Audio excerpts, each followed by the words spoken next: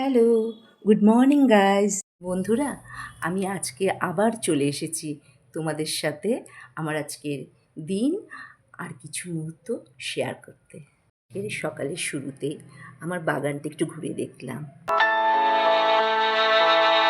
সবুজ গাছ, সুন্দর সুন্দর ফুল আর এই মেঘলা আকাশ বেশ লাগে কিন্তু, তাই না? তারপর ঘরে এসে গ্রিন টিটা বানালাম, আর আমি আর আমার হাজব্যান্ড দুজনে বিস্কিট নিয়ে দুটো করে বিস্কিট নিয়ে খেয়ে নিলাম।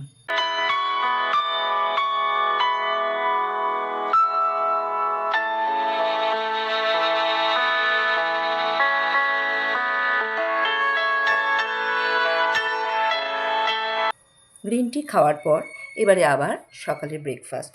আমাদের ঘরে তিনজনের জন্য 3 রকম ব্রেকফাস্ট বানাতে হবে। তারপরে ব্রেকফাস্টে জানেন তো, আমি আবার দুধ চা খেতে খুব ভালোবাসি। সেই দুধ চায়ের মধ্যে আদা দিয়ে, চিনি দিয়ে দুধ চা করে, তার সাথে জানেন দুধ চাটা বেশ ভালো করে ফোটাতে হবে, ভালো করে ফুটিয়ে বেশ কড়া করে। আমার কিন্তু চা খেতে বেশ লাগে। আপনারা কি সকালে ব্রেকফাস্টে দুধ চা খান? এই যে দেখছেন তো, এবার চাটা ভালো করে ফুটে গেছে। এবার আমি নামিয়ে নিয়ে কাপে ঢেলে নিলাম। আর এই দুধ চায়ের সাথে আমি যা খাই না, সেটা জানলে আপনারা বোধহয় হাসবেন, কিন্তু কিছু করার নেই। আমি ভীষণ ভালোবাসি।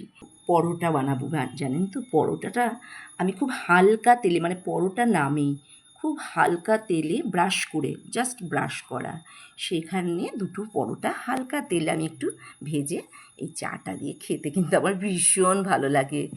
আপনাদের কারোর এরকম কি ভালো লাগে এই খাবারটি খেতে? জানি না, একটু জানাবেন তো। জন্য কিন্তু আমি রোজই পরোটা দিয়ে ব্রেকফাস্ট করি না, অন্য কিছু খাই, কিন্তু আমার চাটা কিন্তু মাস্ট থাকবে, দুধ চা। এই আমার সাজানো হয়ে গেছে আমার ব্রেকফাস্ট। এই দেখুন, চা আর 1 কাপ দুটো পরোটা।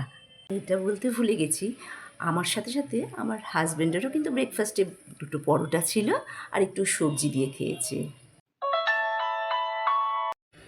আজকে মেয়ে একটু, ওর রাত করে শুয়েছে তো, তাই একটু দেরিতে উঠেছে, যার জন্য ওর ব্রেকফাস্টটা আমার টিফিনের পরই করলাম। ওর ব্রেকফাস্টে আমি তো ওটস খাই, ওটস, এই কাজু, অ্যালমন্ড, আর হচ্ছে খেজুর আর কলা, মাখনা, আর ওটসটাকে আমি কড়াইতে, শুকনো কড়াইতে ফ্রাই করে নিই। এই ওটস আর মাখনা, কলা, দুধ আর এই ড্রাই ফ্রুট দিয়ে মিক্সিতে ব্লেন্ড করে নিই। করার পর এই যে বাটিতে মেখে টিফিনটা দিয়ে দিয়েছি। তারপর চট করে স্নানটা সেরে নিলাম। তারপর ছাদের থেকে বাটাতে করে পুজোর ফুলগুলো তুলে নিয়ে এলাম। দেখুন কি সুন্দর ফুলগুলো, কি সুন্দর কালার, এক একটা এক এক রকম জবা। মনটা ভরে যায়, ফুলের মতন সুন্দর কিছু আছে।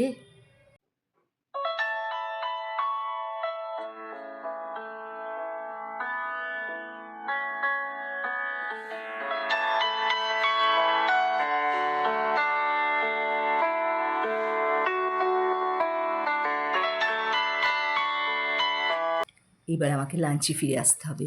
আজকে লাঞ্চ কিছু রান্না আমার ঘরে করা আছে, মাছটা আছে, একটা সবজিও আছে। আজকে জানেন, আপনাদেরকে আমি রান্না দেখাবো একটা, আমার ওল কচু বাটা। এই যে কচু বাটায় দেখেছেন কী কী নিতে হচ্ছে। এই যে কচু, ওল কচু সেদ্ধ করা, কিন্তু ভাপ দিয়ে ওল কচু, আর লঙ্কা আর রসুন, বেশ অনেকটা কিন্তু রসুন দিতে হবে, আর লঙ্কা, ঝাল আপনারা যেরকম খাবেন সেই অনুযায়ী। তারপরে এটাকে সাজিয়ে নিয়ে মিক্সিতে ভালো করে পেস্ট করে নিতে হবে। আচ্ছা, ওটা পেস্ট হচ্ছে। আর তার সাথে আপনাদের একটা নতুন কথা বলি, এই যে ধনেপাতাকে যত্ন করে রাখার জন্য জানেন তো, এই পেপার দিয়ে মুড়িয়ে এয়ারটাইট টিফিন কারিতে করে রেখে দেবেন ফ্রিজে। দেখবেন 15 দিনের মতন আপনার এই ধনেপাতা একদম টাটকা থাকবে। এটা কিন্তু একটা টিপস।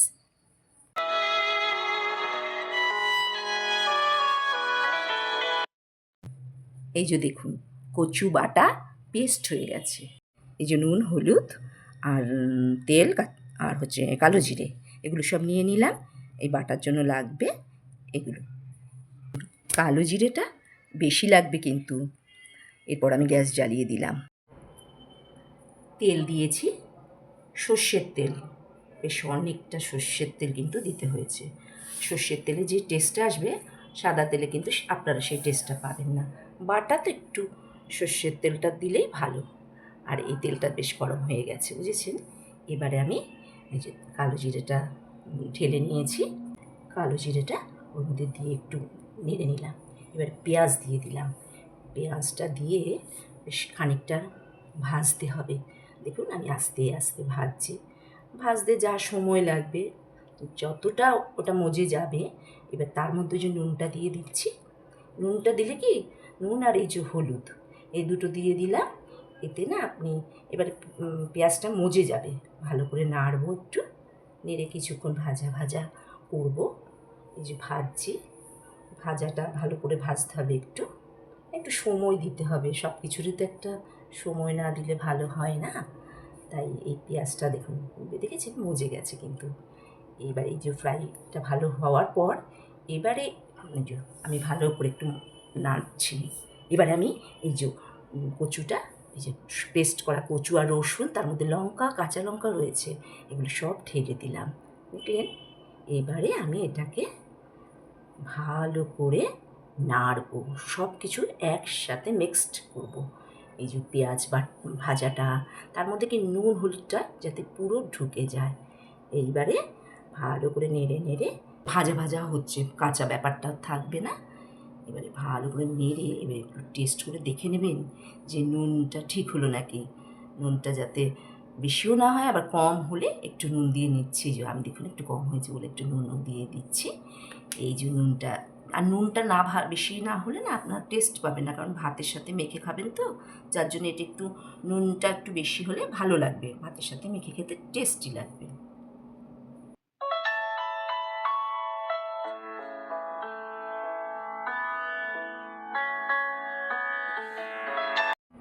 এই যে দেখুন বাটিতে, একটা সুন্দর বাটিতে নামাচ্ছি। দেখবেন সব কিছুর একটা সৌন্দর্য থাকে না, মানে খাবারটা দেখতে যখন সুন্দর লাগবে, তার বাসনপত্র যদি সুন্দর হয়, খাবারটা দেখতে আরও টেস্টি, আরও সুন্দর হয়ে যাবে। এই যে দেখেছেন কালারটা বেশ এসছে কিন্তু না। এবারে আমরা খেতে বসবো। এই যে মেয়েকে দেখুন, ওই যে বাটাটা দিয়ে আর মাছ দিয়ে দিয়েছি খেতে। ও খেয়ে দেখি কি বলে। আমারও তো খুব মানে মনের মধ্যে একটা রয়েছে না, কেমন টেস্টি হলো। আজকের জন্য এটুকুই। আজ তবে আসি। Thank you.